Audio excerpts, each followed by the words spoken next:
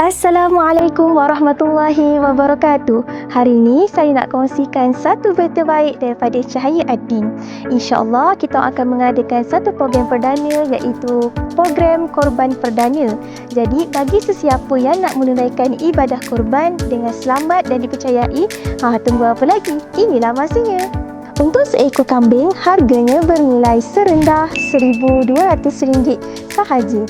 Manakala untuk lembu terbahagi kepada dua bahagian, iaitu satu bahagian lembu dan juga satu ekor lembu. Untuk satu bahagian lembu, harganya bernilai serendah RM850 sahaja. Manakala untuk satu ekor lembu bernilai RM5,950 sahaja.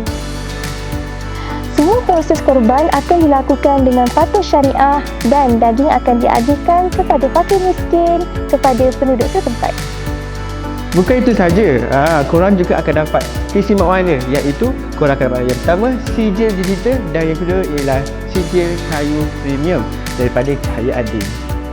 Jika korang ingin mendaftar program Korban Perdana ini, korang boleh terus hubungi kami dengan nombor yang tertera di bawah ataupun terus jumpa kami di syarikat kami Cahaya Ad-Din yang terletak di Taman Seri Keluang. Jom kita manfaatkan musim korban ini bersama Cahaya Ad-Din.